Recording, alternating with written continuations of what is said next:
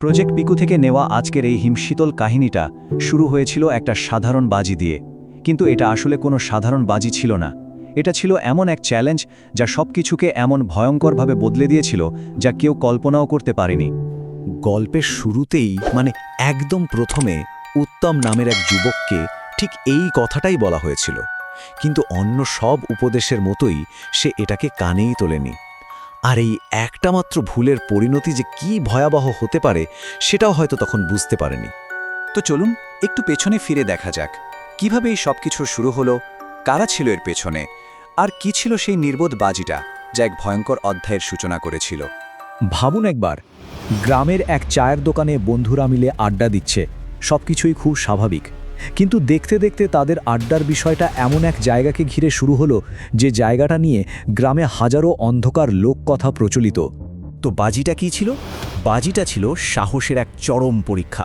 কাজটা শুনতে খুবই সোজা, কিন্তু জায়গাটা ছিল মারাত্মক বিপজ্জনক।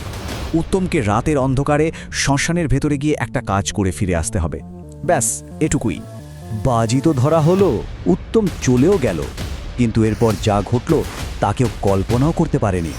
একটা সাধারণ বাজি কখন যে সত্যিকারের ভয় আর বিভ্রান্তিতে পরিণত হলো, চলুন দেখি।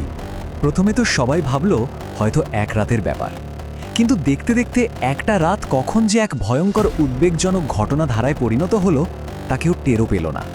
ওর বন্ধুরা কি ভাবল জানেন? ওরা ভাবল উত্তম আসরে ভয় পেয়ে গেছে, শ্মশানে যাওয়ার সাহস হয়নি ওর, আর এখন লজ্জায় কোথাও মুখ লুকাচ্ছে। যখন উত্তম অবশেষে ফিরে এলো, সবাই স্বস্তির নিঃশ্বাস ফেলল, কিন্তু সেই স্বস্তি বেশিক্ষণ টিকল না, কারণ যে ফিরে এসেছিল তার মধ্যে এক গভীর অস্বস্তিকর আতঙ্ক বাসা বেঁধেছিল। যে ছেলেটা সবসময় হাসি খুশি থাকত, বন্ধুদের সাথে মজা করত, সে যেন একেবারে পাথর হয়ে গেছে, চুপচাপ, ক্লান্ত, দুর্বল। যে উত্তমকে সবাই চিনত, সে নয়, এ যেন অন্য কেউ। ব্যাপারটা আরও অদ্ভুত হয়ে উঠল যখন ওকে নিয়ে এক একজন এক এক রকম কথা বলতে লাগলো। একজন দেখছে ও গভীর রাতে বাড়ি ফিরছে, অথচ ওর মা বলছেন ও ফেরেইনি। মনে হচ্ছিল উত্তম যেন এক অদ্ভুত নিশাচর জীবন কাটাচ্ছে। বন্ধুরা এবার বুঝতে পারল যে ব্যাপারটা আর সাধারণ নেই, কিছু একটা তো ভয়ঙ্কর ভুল হয়েছে। তাই ওরা নিজেরাই এর পেছনের সত্যটা খুঁজে বের করার সিদ্ধান্ত নিল।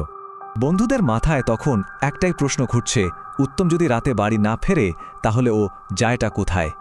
এই প্রশ্নের উত্তর খুঁজতেই তারা এক ভয়ঙ্কর তদন্তে নেমে পড়ল। আর তাই ওরা একটা প্ল্যান করল, খুবই সহজ কিন্তু ভীষণ বিপজ্জনক একটা প্ল্যান। ওরা উত্তমের পিছু নেবে আর ওর গোপন রহস্যটা কি তা জেনে ছাড়বে। বন্ধুরা তো উত্তমের পিছু নিল, আর পিছু নিতে নিতে তারা এমন এক জায়গায় পৌঁছালো যার কথা তারা দুঃস্বপ্নেও ভাবেনি। সেখানেই অপেক্ষা করছিল এক ভয়াবহ সত্য।